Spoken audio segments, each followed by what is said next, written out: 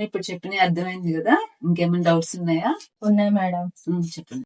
అదే ఇట్లా పిల్లలు మెచ్యూర్ అయినప్పుడు గానీ, డేట్ వచ్చినప్పుడు గానీ, పెరుగు, పాలు, ఎగ్గు తినొద్దంటారు. అది నిజమేనా కాదా అని తెలుసుకుందామని వచ్చాను మేడం. చాలా మంచి క్వశ్చన్ అడిగారండి. ఇది అందరికీ ఉండే డౌట్ కదా.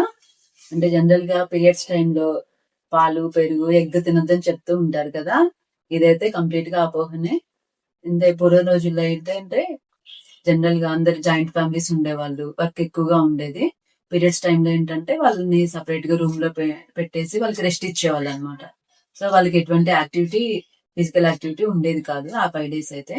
సో వాళ్ళకి అరుగుదల, డైజెషన్ ప్రాబ్లం అవుతుందని మేబీ పెద్దవాళ్ళు ఎగ్ తినొద్దు, పెరుగు తినొద్దు, పాలు తినొద్దు అని పెట్టారు. మేబీ ఆ రోజుల్లో అది కరెక్టే.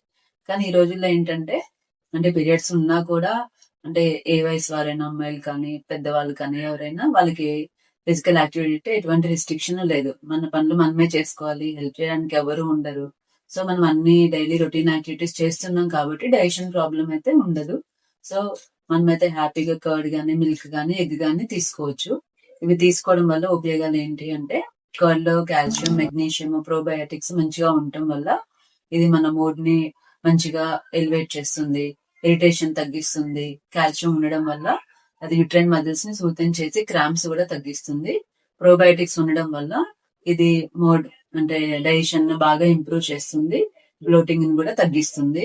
ఇంకా ఎగ్ లో మనకి ఐరన్, వైటమిన్ B6 ఇవన్నీ పుష్కలంగా ఉంటాయి. సో ఎగ్ కూడా హ్యాపీగా తినొచ్చు. మిల్క్ తాగడం వల్ల కూడా ఎటువంటి ఇబ్బంది లేదు. కానీ పీరియడ్స్ టైంలో ఏంటంటే జనరల్ గా మన ఇండైజెషన్ అవ్వకుండా వీలైనంత వరకు కారం కానీ, గరం మసాలాలు, పచ్చళ్ళు అయితే అవాయిడ్ చేయడం మంచిది. Thank you.